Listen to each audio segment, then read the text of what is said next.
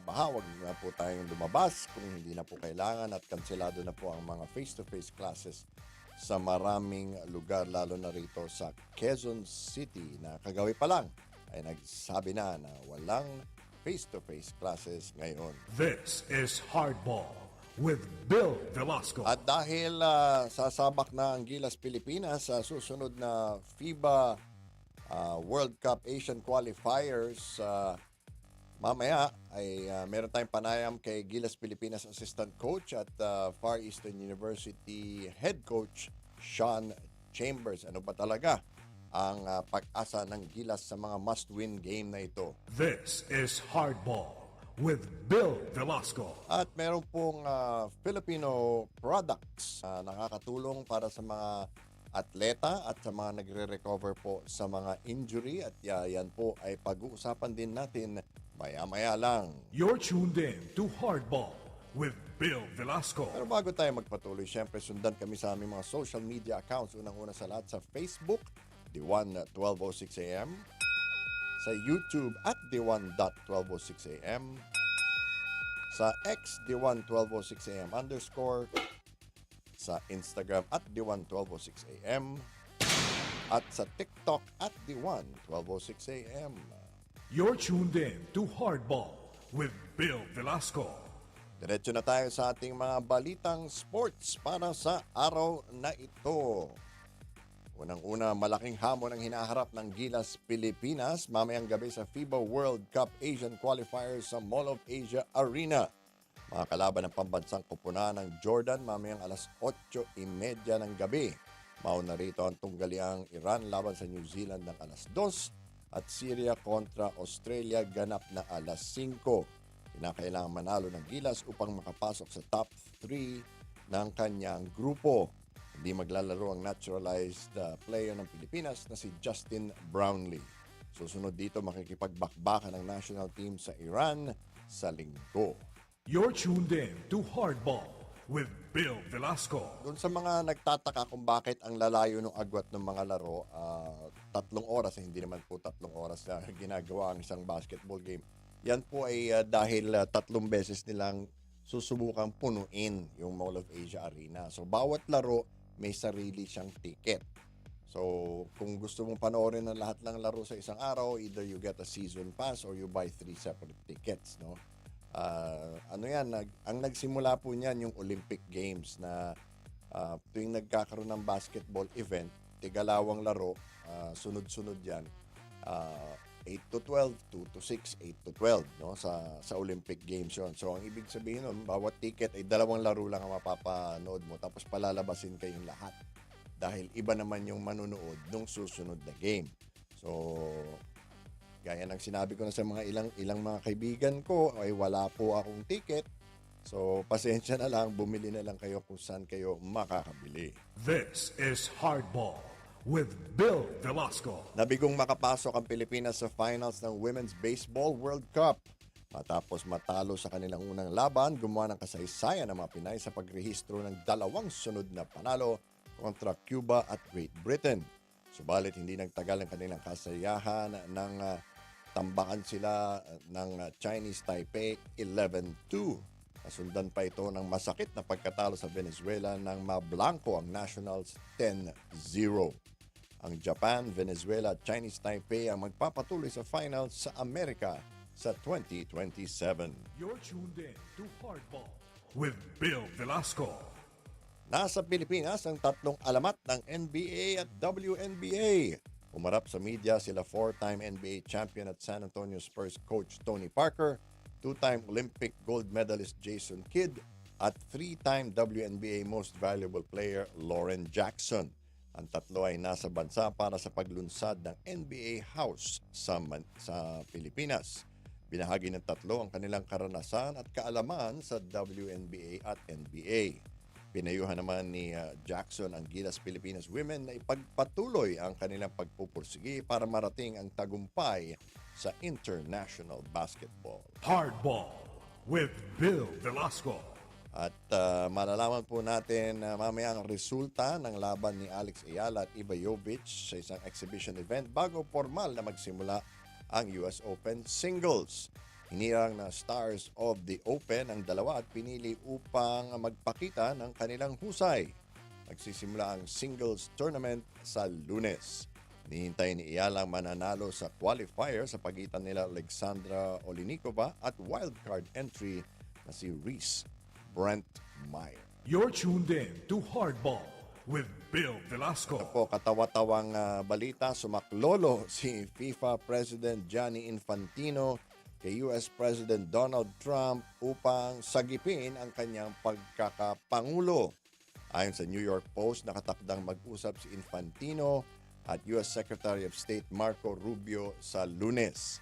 Kasalukuyang inuulan ng matinding pagbabaktikos ang Pangulo ng FIFA dahil sa plano niyang privatization ng World Cup at utang ng FIFA na $11 million sa mga US host city ng nakaraang World Cup. Nauna rito ay nagpahayag ng pag-boycott ng 2030 World Cup ang mga asosasyon sa Europe, Asia, North America at South America. Binantaan pa ng UEFA na tatanggalin nila sa pwesto si Infantino kung hindi siya magbibitiw. You're tuned in to Hardball with Bill Velasco. Bawat araw po na dumadaan ay lumalaki ang pagkakataon na matanggal sa pwesto itong si Infantino. Parang ang nangyayari po ay masyado siyang nagagahaman sa pera at nasisira po yung purity of the game na kanilang tinatawag, no? Yung pagiging pagkabanayad, no, at bukal ng paglalaro ng football. Alam naman natin na trabaho yan. It is a profession that makes a lot of people rich. Pero, Diyos ko naman, bilyon-bilyong dolyar ang kinikita nitong FIFA. Kaya nakakatawa na parang kulang pa ang pera pumapasok sa asosasyon at gusto pa niyang ibenta sa mga private investors ang shares ng World Cup.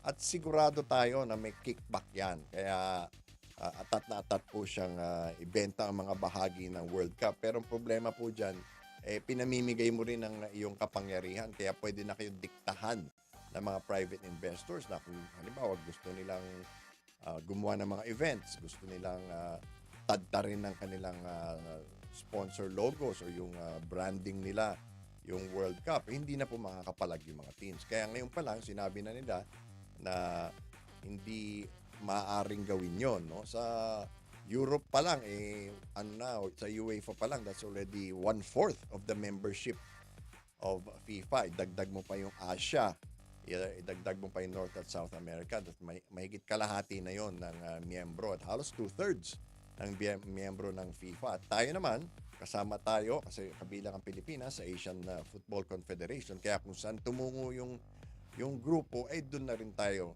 sasama. You're tuned in to Hardball with Bill Velasco. Tignan natin ang kalalabasan ng balitang iyan at sa tingin ko naman walang maitutulong si Donald Trump dahil una sa lahat, hindi naman American-based ang FIFA, no? Sa Europe siya. At alam naman natin matagal ng may alitan ng Europe at saka ang US. At sa katunayan, mababa ang tingin ng European sportsmen sa mga Amerikano dahil gusto nila talaga sila yung magkakasama, sila yung may sumusunod sa sarili nilang agenda. Kaya sa tingin ko walang mapapala itong gagawin ni Gianni Infantino. Siguro ang mapapala lang nito mababayaran lang yung mga US cities na may utang sila na tigwa $1 million. Pero maliban dyan, hindi pakikinggan ng mga football association sa labas ng North America si Donald Trump. This is Hardball with Bill Velasco. Sa ating pagbabalik, makakausap natin one-on-one si Sean Chambers, assistant coach ng Gilas Pilipinas na may laban mamayang gabi. Kung kayong aalis, magpapatuloy ang Hardball with Bill Velasco. Sa bawat ani may dahon, balat at mga hiblang nauuwi lang sa basura. Pero inutusan ni Pangulong Ferdinand Marcos Jr. ang Department of Science and Technology na gamitin ang siyensya para gawing kabuhayan ang basurang agrikultural. Nagsaliksik ang DOST para maging sinulid ang mga hibla at maging telang maipagmamalaki ng mga Pilipino. Ang utos sa pamamagitan ng paggamit ng mga dati-rati ay tinuturing na agricultural waste palaguin ang industriya ng tela, yung telang Pinoy. Last week, dumayo ang Pangulo sa Vintar, Ilocos Norte. Nasaksihan niya ang DOST training ng mga magsasaka sa pag-extract ng mga hibla. Rice farmer sa vegetable farmer po ako, pero nung nagkaroon kami ng benepisyo galing sa DOST po ay nagiging bamboo fiber extractor. Pati bamboo. Ininspeksyon din niya ang DOST Yarn Production Center kung saan ginagawang sinulit ang mga hibla. May dagdag kita ang mga magsasaka at mga habi, pati mga may kapansanan, nakakahabi. Dati-rati sa bahay lang siya. Ngayon, kumikita na siya at nakakapagbigay siya ng pera sa kanyang magulang. Nung natutunan ko po yung paggawa, Sino nagturo sa nag-training po kami sa DOST. DOST rin? Hindi lamang tela ang nakita ng Pangulo, kundi mga buhay na nabago at industriya ng telang muling naibangon. Dati, kahit yung raw material, ini-import natin eh. Hindi naman dapat kayang-kaya naman natin gawin. Kaya maganda na naitayo na natin itong mga processing center na ganito para dito na natin kinukuha lahat. Ito yung mga traditional namin na design. We're very happy na mabubuhay ulit ang industriyang ito. Sa buong bansa, tuloy-tuloy ang trabaho. Isa-isang inaayos sa mga bagay na magpapagaan sa buhay ng mga Pilipino. Mula basura, naging produkto. Mula siyensya, naging kabuhayan. Bit-bit ang mga bagong oportunidad sa mga Pilipino.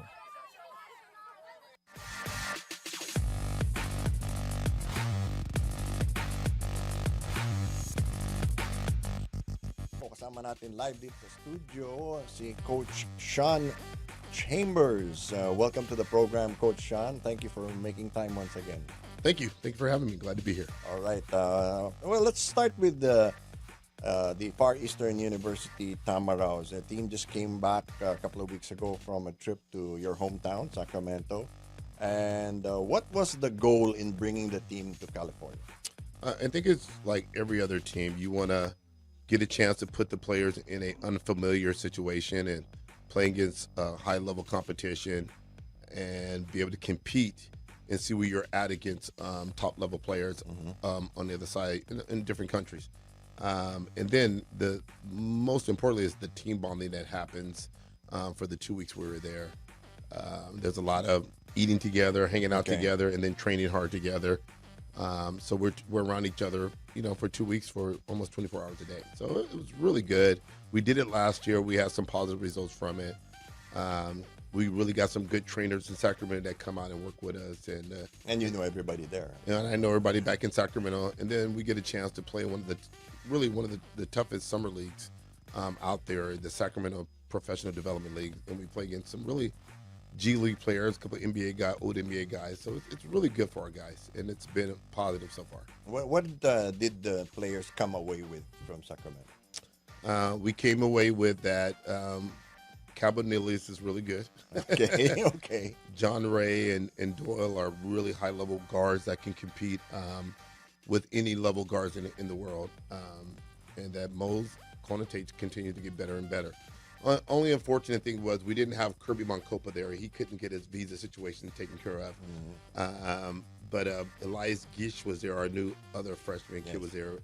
And unfortunately, Mark Burgos couldn't make it either because of his visa. But for the most part, it was a really good camp for us. Okay. How does it feel to have a management or a school ownership back you up to the hilt like that? Yeah, and I think that's one of the things we tell our players, like, when there's give and take, we have to also give even more. Yeah. And that's one of the things management has really stepped up. When I got here, I don't think FU had been on any travel team camps before I got here. And that was one of the things I said, we're going to be competitive and we're going to recruit against the likes of Ontaneo or UP or LaSalle. We have to be able to offer the same kind of things that those schools are offering their players. So, and our kids love Sacramento now. They really enjoy the trip there. They got a familiarity with it. So, it feels good that Boss Anton and Sir Mark Molina have all stepped up to the plate and made this available for our team. Okay. What's the level of preparedness now of the team for the coming UAAP season? Honestly, we're so far ahead than we've ever been, of course. Rightfully so. This is going into our third year. Okay. My first year, I had 9 freshmen. Okay. And so they were all new. I was basically a freshman coach in the UAAP. And so now going into year 3, as I mentioned to you before that I was a school administrator, when you want to start seeing your input and your stamp on a program or an institution or a school, you want to see it in year 3 because all your structures are there, all your foundations have been placed, and now it's really getting good at those things. And so those freshmen are now juniors, and then we have 5 outstanding freshmen that came in. And so, yeah, we have 1 senior. I mean, actually 2, George Bautista and Rojan Montior. So we got a really good balance. My first year, having 9 freshmen to lead the team was really tough. And then those guys got better as sophomores. But now this year, it's like there's nothing new here. So we're excited about where we're at. What about you as a coach? Are there some things now that you bring to the games? You can't fool me with that anymore. Well, as we have practice this morning, what I'm so excited about is, when you put in your offense, you also got to get the buy-in of the players. And so when you're new here, and some of the guys that were here before me, it takes them a while to go, oh, okay, this really works, or this doesn't work. And so now the buy-in is completely 100% all in. For them, with me, and now personally, I know them, After going into year 3, I know each and every kid individually now.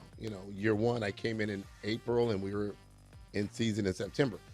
So going into this year for me also, I think more importantly about me knowing my players, I know the other team players. That's true. So now I know how I want to defend against them, what their tendencies are, who are their go-to guys. My first year, it was like coming in like a wave. Everybody's, I'm like, who's this kid and who's that guy? And so now we know everybody's strength and weaknesses, and so now we are able to be. I said this many times to many people. This is the first year I felt like I'm coming in at a level playing field. Like we're ready to compete with anybody in the league now. Okay, but to your mind, what are the biggest strengths of FEU now? It's our understanding of the system. It's the fact that we've got it. We're extremely talented. We really are. We're a very talented team, but it's more the foundation has been put in place. So they know or have what we say have command of our offense, command of our defense when everything was new the first 2 years. So now there's a complete command of it. They embrace it, they trust it, and that's a huge piece for basketball. What are the goals you've set for this coming season? Be it if it was naive or not, but from year 1, my goal is to win a championship. That's what I'm here for. That's what I get paid for. My goal is to win a championship. Good enough never is. Right? Good enough never is. Yeah. I talked to Mr. Uitis a couple weeks ago.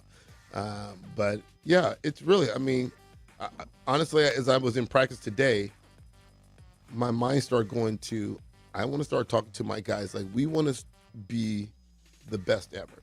We want to be the best ever FEU team ever, So how do we get there?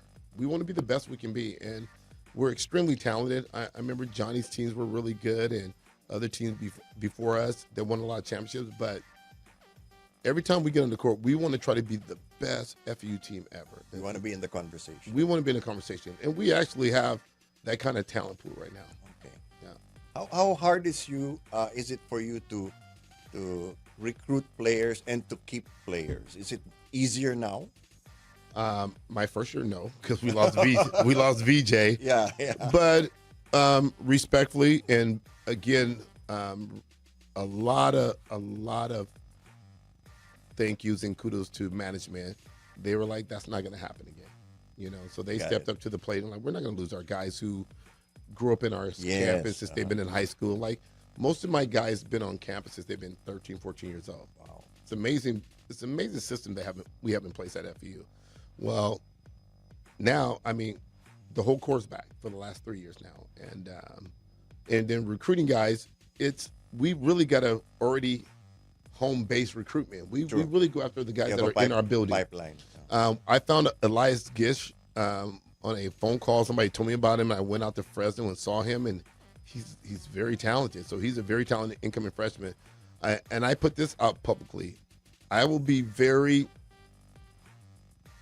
I won't say reluctant, but recruiting Phil Ams or Phil Canadians for me moving forward, it's going to be a very strict how I do it, because I noticed some of them have a hard time understanding the level of competition, the physicality, and then the expectation of the UAAP, you know. So it's not an easy lead to step into, whether you have talent back home or not.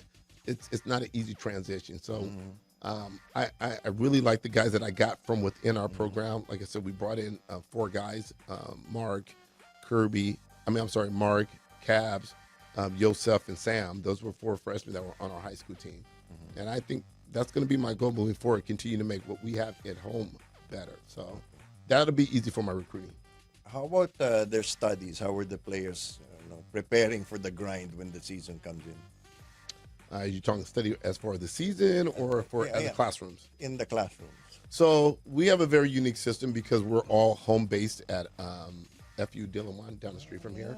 That we send our professors out to the kids here, and we do small classroom settings for the basketball players to make sure they get their work done, and we don't have to deal with the hustle and bustle, you know, in Metro Manila.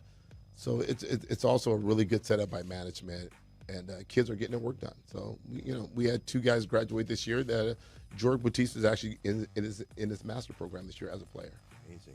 Yeah. And you're flood proof because you're all there. Absolutely. Yeah, flood proof. And we have a management, again, did a wonderful job. My first year, we did not have air conditioning in our facility there. And by the end of that first year, we got a state-of-the-art industrial air conditioning unit that, therefore, when there's rain, we don't have to stop practice. We can continue to work out with the condensation and stuff like the humidity. So it's been a really step up on management, and it's up to us to make sure we show them that we appreciate it and show it on the court. Yeah, let's sidetrack a little bit. You were part of a pretty historic event with Adidas. Yes. Yeah. Tell me what that's like. Yeah, man, it was really an honor. I get a text and right before I came back from Sacramento, and said that they wanted me to be part of the Adidas Filipino Basketball Legends campaign that's going to get a chance to meet Anthony Edwards. Yes. And it was really cool, you know. So guys like I was really happy to meet with Itoy Koa, of course. Of course. You know, just the legend himself. And then James Yap. Yeah. And Jeff Chan. You know, those are guys I didn't get a chance to talk to all the time and meet. And Ozzy Tolava, and of course Johnny and Tim and myself and Norman Black. Matter of fact, when I was flying back, Norman was on the same flight as me. Oh, we're sitting rows from each other. So when we get there, so funny, everybody was telling me, because they know I'm famous for my selfie poses and pictures. They were telling me, Sean, do not take pictures and do not post them. And all the Adidas representatives like, please don't post until we post. I'm like, okay, fine. But I take my pictures, but then of course, the ageless wonder Ozzy got one after we got Anthony Edwards there to break. It was a really cool ice breaking, to be honest. Okay. Because everybody was like, okay, we don't know, how cool is he? Is he gonna be okay? So Ozzy, after we took our little photo shoot, Ozzy go, hey, can I get a selfie? And he was like, yeah. And Ozzy took the pictures, and here we go.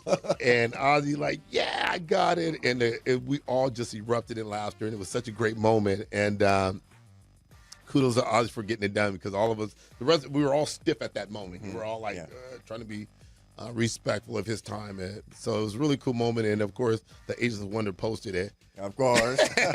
And it went viral. So it's such a great moment, to be honest. But it was an honor.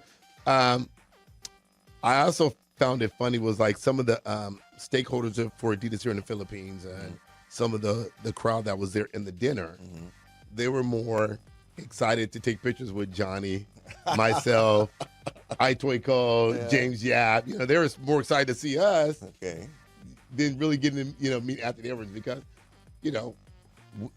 our legacy here in the Philippines is far more. So he must have been surprised. Yeah. He was like, wow. Who are these people? You guys are big time here. We're like, yeah. So it's pretty cool. Good moment. What's the kind of feeling that you have? Because this is like a constant theme in your daily life. People remember, even the people who never got to see you play know who you are. Yeah. So it's like having a second lifeline here in the Philippines with my basketball career and my basketball legacy.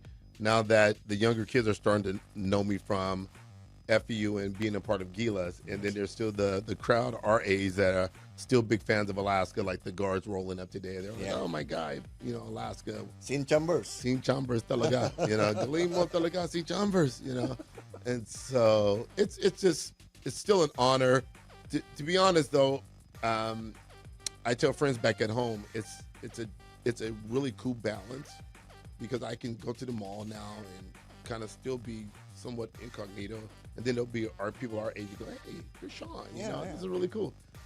Before, when we were super good with Alaska, it was everybody knew who we were, so it was hard to get outside. You stop traffic. You stop traffic. You stop the mall. So it's a really cool balance. So it's really cool to still be acknowledged and respected.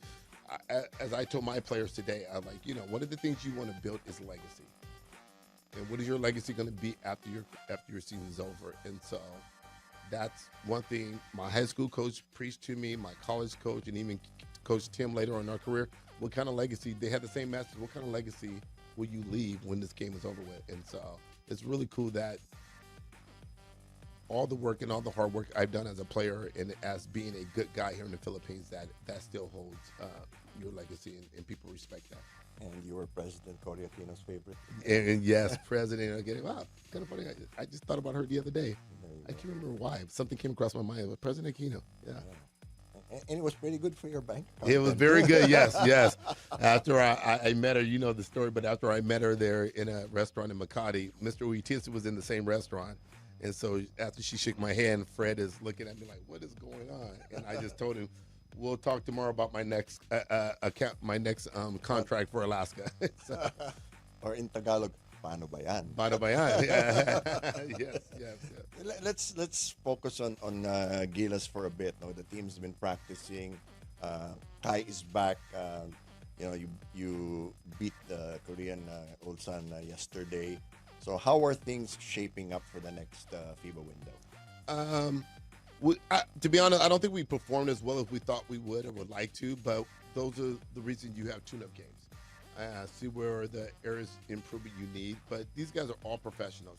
And really, if we get this all dialed in by next week for that window on the 28th, this could be something really special. And just like I'm saying with my FU guys, when I look around the room and to the guys that are in that building, this has potential to be one of the greatest Philippine teams of all time. Really? With Kai there. Wow. And Kai is so talented, and he brings such an element that it's hard to find anywhere in the world. I mean, he's just that good. And he makes everybody else better. And then along with Dwight and KQ and Scotty, and really CJ played really well yesterday, and Juan, and then also RJ. I mean, it's just, we just got a plethora of talent out there, and just make sure we get it all going together at the right time. And I think if we would go back to Coach Tim's vision of trying to keep the core guys together, now when we got back these last couple of days of practice, it was seamless in executing our offense.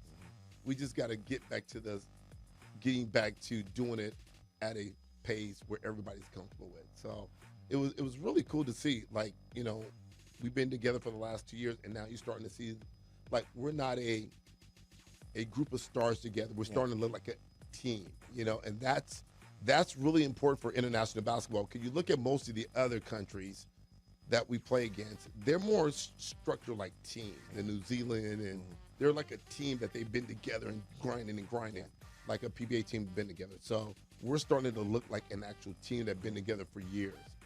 If that makes sense.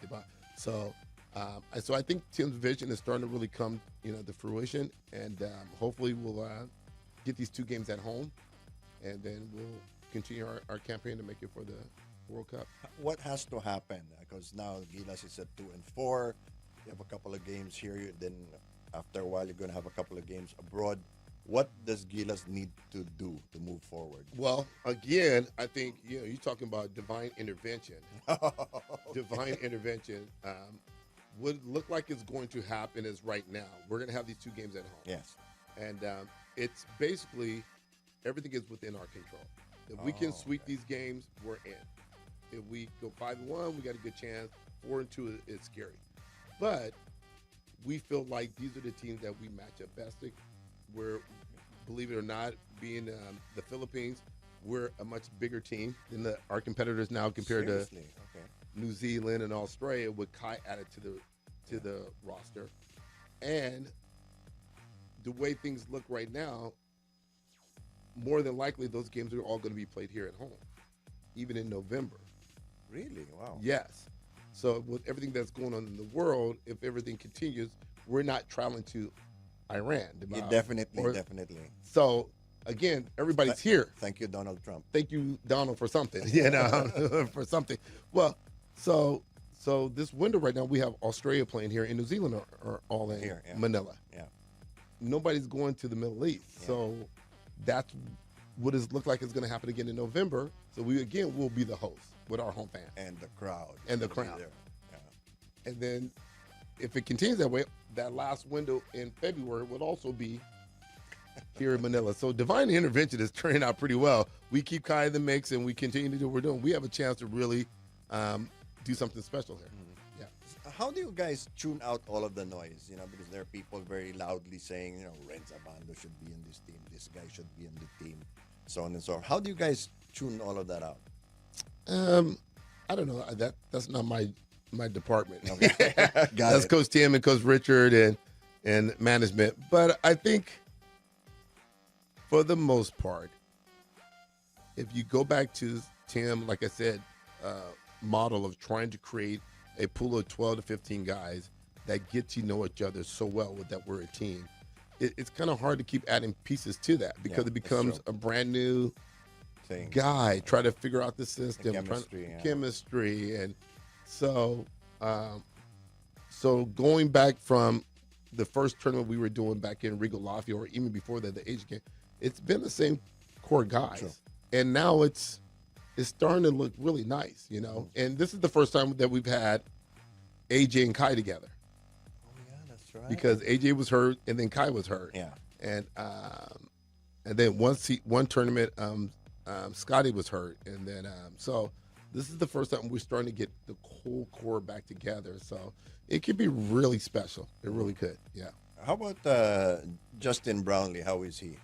I think just still recovering, but I think, you know, we're expecting good things, you know, for him. But he's still recovering from some of his injuries. So yeah, you know, Justin's the GOAT, man. So yeah, he's the man. He's this generation. This generation GOAT. Yeah.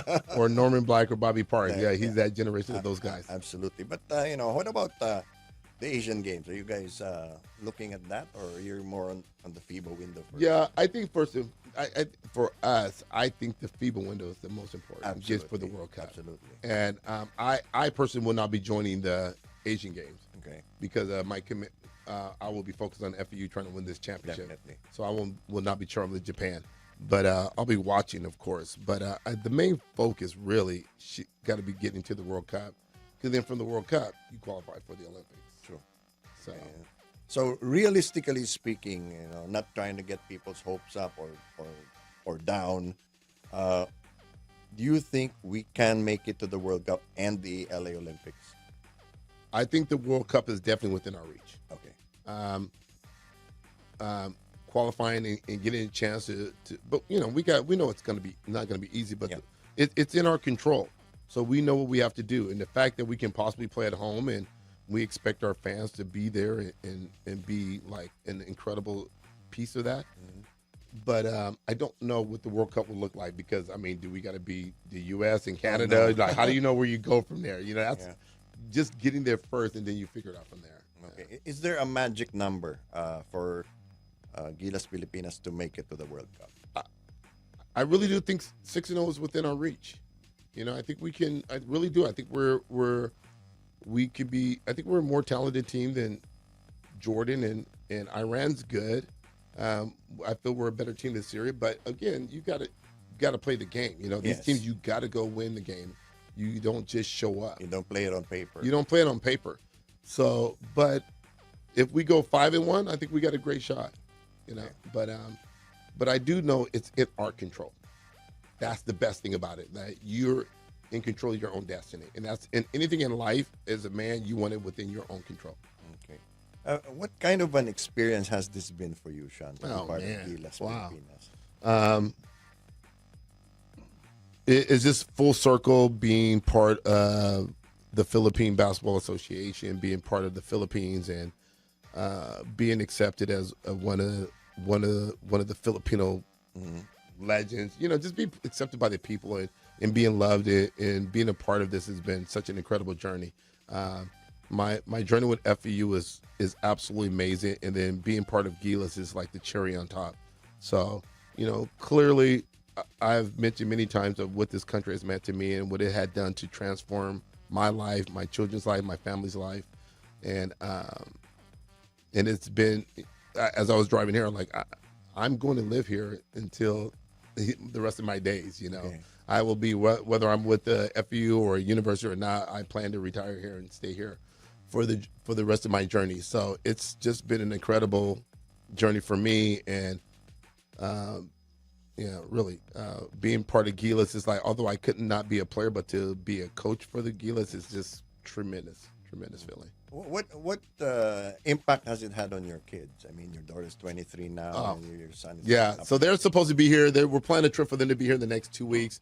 My son's been here twice already, and he absolutely loves the Philippines, which is really interesting. When you talk about my daughter, Olivia, originally, when she was a kid or during high school, she was like, yeah, you're just dad, no big deal. You know, Okay. whatever. You know, it was never really into the basketball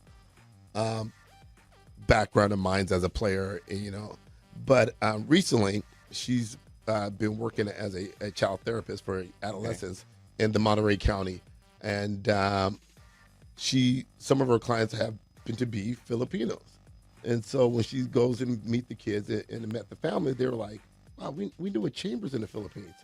And she goes, yeah, that's my dad. And of course, the family They goes, freak out. you're Sean Chambers' daughter? And of course, out comes the lumpias and adobo. Oh my God, your dad is this, that, and the other. And it's happened like with 2 or 3 families recently. And so now she's all, okay, I want to come over. But she's being very specific. She really wants to come over doing a Gilas window so she can be part of the Gilas scene. And now she's super excited. So we're thinking we're going to try to get her over here the next 2 to 3 weeks. So, in other words, you're much cooler. as a I'm dad. cooler now. I'm so cool now. I'm a cool dad, but so funny. Like, she's got major like props recently because these new clients are all Filipinos. And last story, when I was at home, we were out at a sushi restaurant, and in comes a Filipino couple, and this guy goes, I'm sorry, I know you're Sean Chambers. Can I take a picture with you? And I'm looking at her going, see? My powers. So she was like, okay, I saw her live and up front. So she's actually started to think it's a cool thing, and she really wants to come visit the Philippines. Thank you so much for making time to be here, Sean. Always a delight to talk to you. Maraming salamat po. Always, anytime.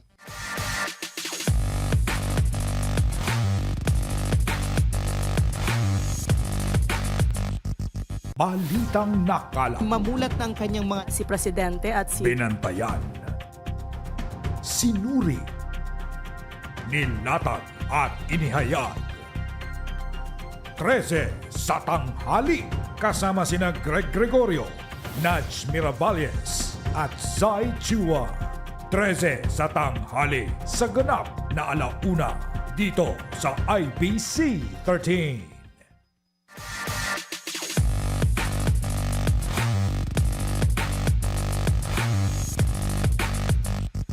Kasama natin live dito sa studio ang brand manager ng Fiel Stride Line, si Wilfredo Arcilla Jr. Good morning, Fredo. Welcome to Hardball. Thank you. Thank you for having me po. Okay, ikwento mo nga sa amin paano nagsimula itong Fiel Stride Lines at ano ang pakay ninyo? Actually po, way back 2014 siya. Yung sister ko po, galing siyang abroad. Tapos, nag-usap-usap kami kung anong pwede naming maging puhunan. So, kung anong business, ganun. So, ako, syempre, ilang taon pa lang po ako noon. I was in high school. Maybe second year high school po. Tapos na-pitch ko yung Stride Lines noon. I don't know if you're familiar po noon. Pero, sikat po siya, kasabay siya ng Elite Sox nung mga panahon na yun. Tapos, yun, sabi namin, try lang namin. So, yun, nag-start kami sa 10 pairs lang. Then, yun, nag-expand na lang ng product line namin. Tapos ngayon, yung stabilizers namin, yung top sellings namin yun. Okay. Saan nyo nakuha yung technology and saan yung manufacturing ninyo? Actually po, yung pagkahanap po namin ng product niya. Kasi pa may mga uso po nun eh. May mga brand na mainstream na. Oo, yung may copper pa, yung medyas. Kaya ang hinanap po namin nun, doon tayo mag-stand out tayo sa unique. So yun, nag-source kami sa iba't ibang bansa. Siyempre, ta-trial din namin. Pero ngayon po, ang sourcing namin is nasa Japan na. Pero ang manufacturing dito po sa atin sa Pilipinas. I see. Ano bang mga importanteng components ng mga product ninyo? Actually po, kailangan kasi quality yung mga gamit natin na rubber kasi para tumagal siya.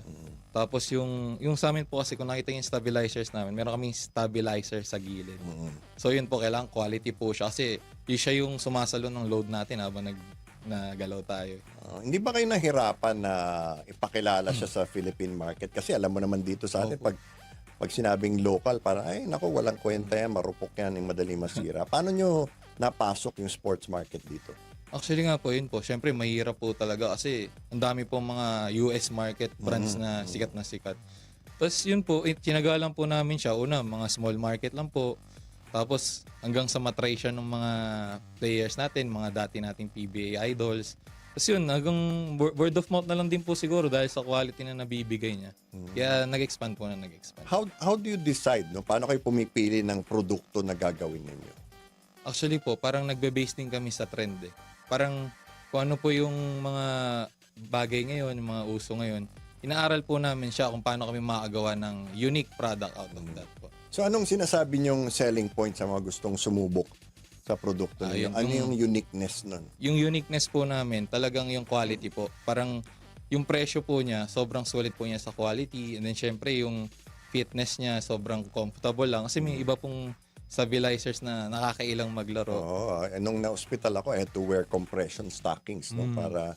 para hindi ako magmanas. Napakasakit. Paggising mo sa umaga, asul na, nangingitim na yung mga daliri ng paa ko. So, wala naman pong ganun sa amin. Okay. So, what are the products designed for? Are they designed for recovery or for injury prevention? Actually po, ngayon po, yung products namin, yung stabilizer namin is for injury prevention. Okay. Pero ngayon po, since yung owner po is nurse, gusto niya pong pasukin yung mga PT clinics, para po makagawa kami ng product for post and pre-surgery nga po ng mga items. So meron ba kayong mga physical store or do you engage mostly online? We engage mostly online po sa mga shopping apps po natin. Meron naman po tayo lahat doon. How is it doing naman? So far so good po, okay naman po. Pati po yung mga reviews nakakatuwa naman po. Kaya satisfied naman po kami. Ano yung mga, based on your experience, ano yung mga bad habits ng mga athletes natin, lalong-lalo na halimbawa yung mga basketball player na yun ang nagiging ugat ng injury nila? Sa amin po, sa pag-aaral po namin, yun nga po yung hindi po paggamit ng proper equipments. Tapos lalo na po, kunyari, starting pa lang tayo sa sports, yung sapatos natin kahit hindi siya fit, yung equipments natin kahit di fit, ginagamit natin. Which is, in result po, lalo nagkaka-wear sa body natin yun. Kaya kailangan po talaga fit, snug talaga yung fit niya. Tapos yung mga hindi nagwa-warm up. Ay, yun pa po. Okay. Yung iba-ibang produkto nyo na, how do you make sure na tumatagal siya? Actually po, parang kasi po, yung materials yan, may options po kami. So, ang pinipili po talaga namin sa supplier namin is yung alam nilang tatagal po talaga. Kumbaga, premium materials po talaga siya. Ano ang pinakamalaking pangangailangan ng market na napupuno ninyo? Yung sa amin po, yung syempre yung affordability pero yet quality po eh. Kasi sa market po ngayon, lalo na sa mga mall, yung mga knee stabilizer sobrang mahal po eh. Pero kami, we provide probably on par quality or exceed pa nga eh, pero much lesser cost po. Yung mga knee stabilizers, yung may bakal ba yan o hindi na? Actually, parang may spring lang po siya. Kasi may bakal, mabibigat. Mabigat po kasi siya. Uncomfortable po eh. Actually, may mga prototypes nga din kami na tinatry ko din muna kasi dati po naglalaro din po ang basketball. Paano yung maintenance ng mga ganung bagay? Pwede ba siyang hand wash sa washing machine? Anong nagpaparupok sa kanya? Actually, we recommend hand wash lang po eh. Kasi pag washing machine, okay lang naman po. Pero wag lang yung may dryer. Kasi yung heat po kasi minsan na-shrink niya yung mga materials natin. Kaya we prefer na hand wash na lang po. Okay. Kasi may mga player dyan, gagamitin, di naman lalaban. Tapos gagamitin ulit hanggang sa nangangamoy na, nangingitim na, murupok na. What about in terms of design? Anong mga sikat na design? Kasi dati, yung neoprene lang na blue or black, di ba? Yung mga knee stabilizer. Ngayon, mahilig na sila sa mga wild colors. Anong mabenta ngayon, lalo na sa mga kabataan? So far po, ang mabenta po ngayon sa atin is yung mga triple black po natin. Mga triple colors. Yung all black, all white. Pero yung mga colors po kasi natin, yung mga red, blue, depende po kasi. Kunyari, may team sila, basketball yun team. Yun ang uniform. Oo, kung anong uniform color po nila. Okay. How do you promote and how do you push it? Kasi syempre, kung online kayo, parang minsan yung ibang produkto nalulunod na sa dami rin nagbebenta ng produkto online. How do you stand out sa online marketing? Ayun nga po. Bali, pinupush po namin yung collabs po namin with the content creators nga po. Yung ganun. Mga players, mga PBA idols po natin dati. Tapos yun po, pinupush po namin siya. Tapos, syempre, pag na-try din po nila ng quality, so, mas okay po, magiging word of mouth din po sa peers nila. Okay. What about yung mga schools? Can the students afford your product? Surely po. Kayang-kaya po. Mga unting tipid lang po sa baon. Huwag muna kumain na. Siguro mga isang araw lang naman po. Okay. But anong long-term goal nyo para sa Field Stride Line? Siyempre, yung long-term goal po namin, siyempre, ma-expand yung business namin, ma-expand yung product lines, then hindi lang siya maging pang sports, ganun. Kaya ngayon nga po, nagbabala kami mag-expand into lifestyles naman po. Mga bags, wallets, ganun. Okay, so iba-ibang merch na. Opo, parang gusto po na. Tsaka isa pang potential market nyo dyan, yung mga may edad, no? Yung mga ibang orthopedic requirements nila, yung mga rumurupok na yung tuhod, yung kailangan, malaking bagay. Pero ibang ibang design naman. Opo.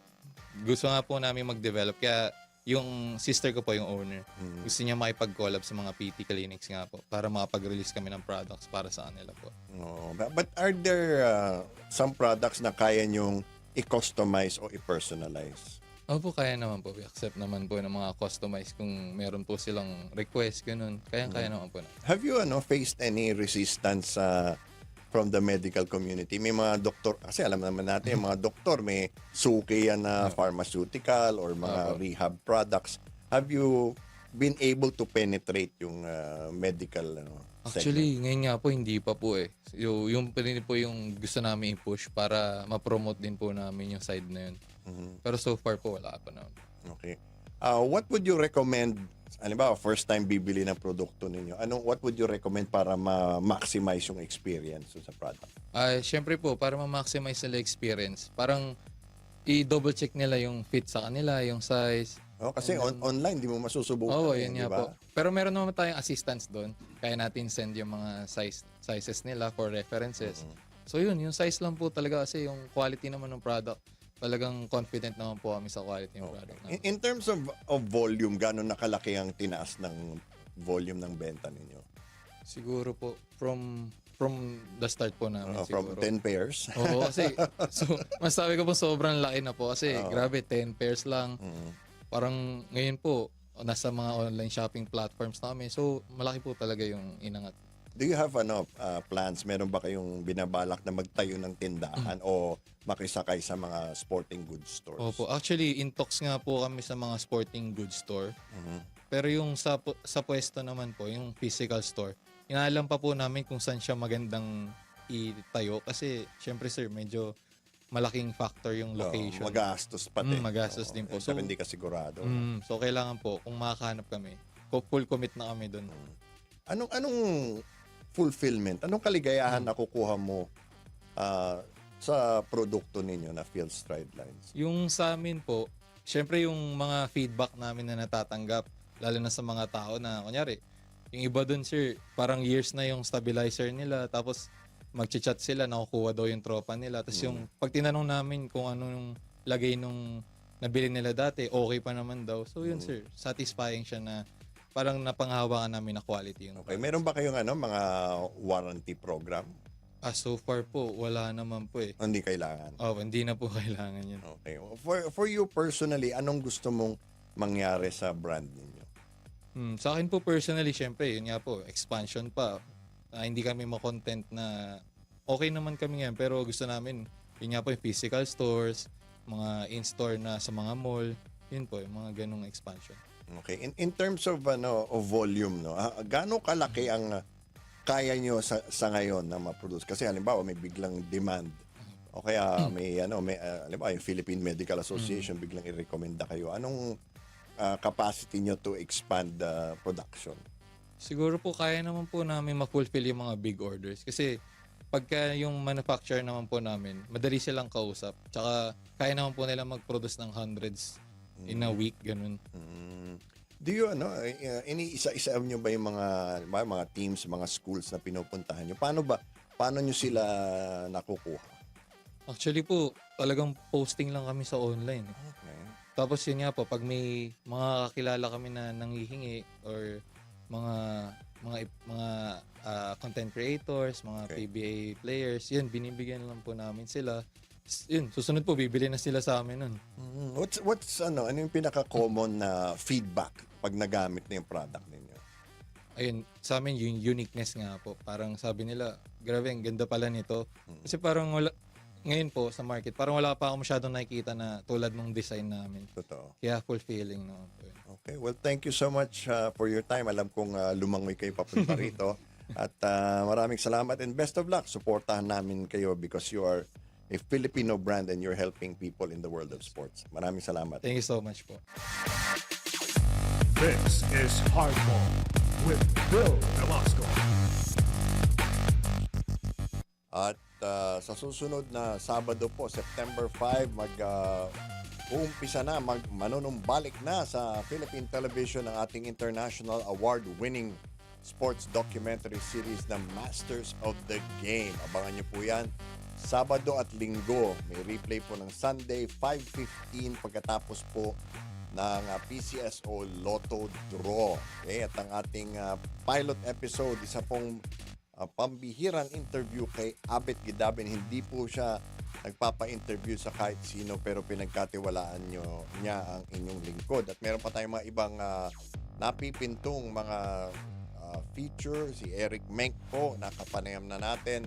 Si Bill Velasco, lahat po ng mga legends and history makers of Philippine sports. So abangan nyo po yan. Meron po tayong patikim, pasilip sa susunod na linggo. This is Hardball with Bill Velasco. At yan po ang ating programa para sa araw at linggong ito. Muli, mag-ingat po tayo, umiwas po tayo sa baha, huwag tayo magpabasa sa ulan para lang makalabas ng bahay kung hindi naman po kailangan.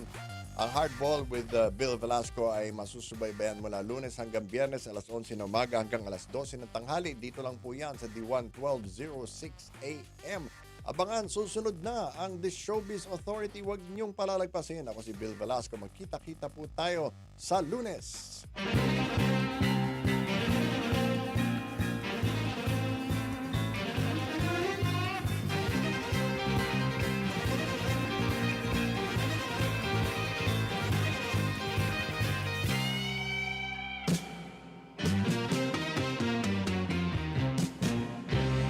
This is Hardball with Bill Velasco.